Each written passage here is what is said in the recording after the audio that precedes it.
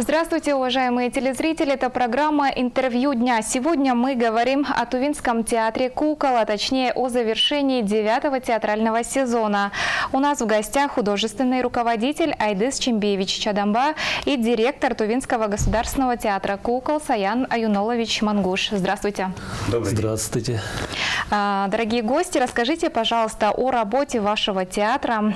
Как вы оцениваете в целом работу за целый сезон театральный по итогам года? Это был очень насыщенный, очень хороший год для нас, на самом деле, потому что у нас прошлого года нам открыли зал сначала на 25, потом 50 и на 100%. И долгожданный зритель у нас был в театре. Результаты у нас тоже, в принципе, достаточно неплохие. Мы поставили уже 2 спектакля. Два спектакля уже поставлены. И сейчас готовимся к постановке такого интересного проекта. Называется «Я люблю тебя, Надя». Это рабочее название, приуроченное к юбилею Нади Рушевой. Также у нас в течение этого года были поездки. Это была Башкирия в рамках программы «Большие гастроли», как вы знаете, и потом Красноярск. Да. Замечательная поездка. И сейчас нам еще предстоит также еще и Екатеринбург, в частности говоря. Угу. Это, получается, гастрольные туры театра или участие в каких-то конкурсах? Это, да, по программе «Большие гастроли». Да. Это в Башкортостан гастроли и фестивали в Красноярске «Магика». И в сентябре «Петрушка Великая». Тоже фестиваль. Да. Да. В сентябре уже съездили или поедут? Поедем. Нам еще предстоит. Да. Ну и как раз-таки о данном фестивале «Терра Магика» 2022 года, да, в который прошел в Красноярске. Расскажите поподробнее. Мы знаем, что ваш театр получил какой-то специальный приз. Да, было такое. Вот недавно, 1 июня, мы открывали 2-й межрегиональный фестиваль «Терра Магика» в городе Красноярск. Там участвовали 12 театров из разных регионов. Это территория Урала, Сибирь, Забайкальский край и дальше. Да, вот. И 12 лучших спектаклей. И мы открывали фестиваль, спектакль «Я Будда». И получили номинацию, специальный приз жюри. Название номинации... Я вам подскажу: за уникальность художественного поиска. Да, сложно все запомнить. Итак, какие же мы поняли, что успехи есть у театра, несмотря на пандемию, несмотря на ограничения, все-таки везде побывали, поездили. А куда еще направляется театр обычно вот во время гастролей? Может быть, в районы выезжают?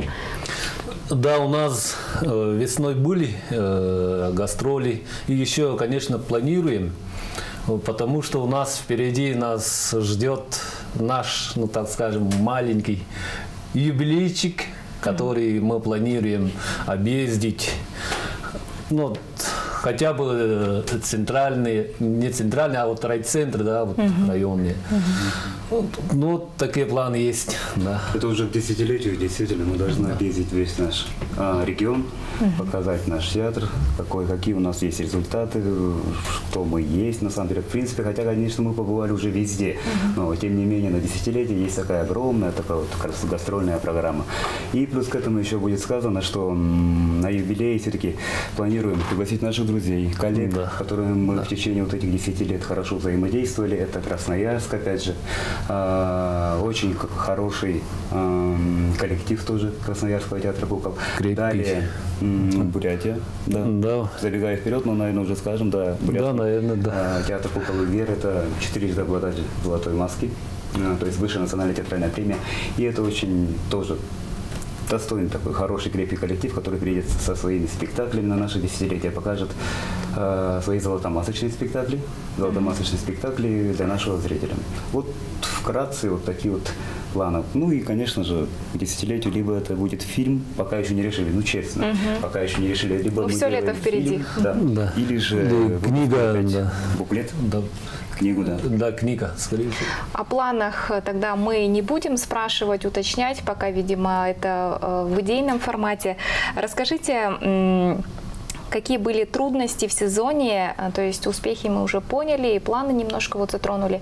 Какие были трудности в работе, может быть, нового состава, или с куклами, или с помещением, или вот вообще с поездками? По поводу трудностей даже. Трудностей не было. Трудно ответить даже на этот вопрос по трудностям. Нет, вы понимаете, на самом деле, есть рабочие моменты, скажем так. Есть рабочие моменты, они всегда есть. Вот, например, в этом году это хороший рабочий момент. Скажем так, это не трудность, да. Пришлось немножко поработать. Большие гастроли, да. Вложиться, потом поехать, осуществить перевозку гастролей самим. Это, в принципе, беспрецедентный случай, когда большие гастроли может напрямую заключить договор с региональным, очень еще молодым, неизвестным театром, напрямую заключить договор и организовать перевозку своих декораций самим нашим театром. Ну, по крайней мере, такие вот рабочие моменты. Молодежь к нам приехали. Вот сейчас как раз решаем. Да, не так просто идет вопрос с жильем, опять же, на самом деле, для молодежи. Где-то сейчас на чем уже арендовать, где-то, на самом деле, кого-то расположили в общежитии. Вот такие вот, скажем так, приятные рабочие моменты. А так, по части трудностей, все уже, по-моему, уже прошло. Мы 2 года сидели вперед без зрителей. Да? По-моему, уже самое страшное уже прошло. Хорошо, надеюсь, что так. Итак, закрывая 9-й сезон, артисты показали зрителям спектакль «Как спасти дерево». Можно вкратце узнать, о чем этот спектакль и почему именно им закрывали сезон? По художественной части вечер. Да, мы уже сказали, что у нас есть молодежь, которые закончили, уже в прошлом году, да, они в этом году отработали свой первый сезон, получается. Это выпускники Российского государственного института сценического искусства. Сейчас так называется, а раньше это Санкт-Петербургская театральная академия. И 5 ребят приехали, закончили.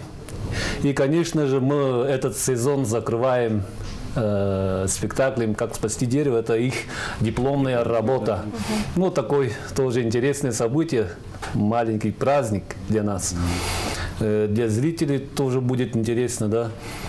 А вот сюжет спектакля, такой простой. Такая добрая история. Добрая история, да. Стоит мегаполис, да. Осталось последнее дерево, дерево жизни, да. И вот главные герои, маленькие ребята, пытаются как-то спасти вот это дерево, да, от грозы, от всяких, да, или от цивилизованных каких-то штучек, от природы. То есть добродушная история о том, когда нас нужно построить на месте вот этого дерева, построить огромный дом. Но это последнее дерево в городе. И в связи с чем дети, близлежащие, живущие дети в этом районе, они собираются и спасают вот это дерево. Вот такая вот добрая, замечательная история. Это сохранение природы и в целом, да, перед летним... экологические вопросы, вопросы человечности, доброты, взаимопонимания. Да, потому что потом все-таки в итоге взрослые останавливаются и сохраняют это дерево для детей. Замечательно. И немного хотелось бы затронуть тему гастролей заново. Вот выезжают артисты, молодые или уже достаточно опытные артисты. Как встречает зритель? Потому что самый критичный зритель — это все-таки ребенок. Если ему не интересно, он отворачивается и все. Да. Как в разных районах, где вас, каким образом встречали, какие эмоции они испытывали? Вы знаете, мы на самом деле побывали уже и в Москве, и в Питере, если так уж говорят, конечно. И в Бурятии. И в Бурятии, и в Красноярске, и где-то еще, в Забайкальский округ. Да. Вы знаете, на самом деле, все-таки действительно правильно говорят, что ребенок — это самый критичный зритель. Если ему не понравится, он просто повернется и все, да? Вот в нашем случае, когда мы бывали везде, в принципе, наши спектакли понимали. Даже мы на турецком языке играли спектакль. Да, и дети сидели. На языке, а дети сидят и смотрят. Да. То есть и такое было, да? Да, конечно, нашим детям, нынешним, да, им очень повезло, конечно. А А когда мы были детьми, у нас же не было театра кукол. И мы не знали, что это такое. Ну да, потому что у вас первый спектакль, который я посмотрел лично, первый спектакль, это был Хайран Бот. Ну это да, школьная программа. Да, для меня это в первую очередь было, скажем так, поначалу тяжеловатенько, но тем не менее, поначалу, как говорится, страшно, а потом нормально привыкаешь. Шучу. Итак, театральный сезон закрыт, 9-й сезон. И предстоит 10-й юбилейный, но до конца июня артисты, в том числе и мастера, продолжат работу, да? То есть где они будут работать? Расскажите об этом, пожалуйста. Мы в течение этого месяца отработали детские и пришкольные лагеря. В день по 2-3 выезда. Что, слава богу, хорошо, что зритель есть. Это по Кызылу, да? Да, это по Кызылу. Пока что по Кызылу и близлежащие районы. Тахем, Пихем, Тесхем. Ну и вот так вот близлежащие направления. А так, в принципе, вот сейчас с легкой чувством выполненного долга уходим на отпуск, потому что людям нужно отдохнуть. У нас будет отдыхать весь театр, то есть мы не уходим частями, да, как в других работах. Мы уходим полностью все, от бутафора до директора, отдыхаем, наши положенные отдых и возвращаемся с новыми силами в новый сезон. Давайте в конце нашего разговора немножко приоткроем завесу тайны и дополним, что же будет в планах в 10-м сезоне. Может быть, что-то новое в 9-м добавили, а в 10-м еще новее будет.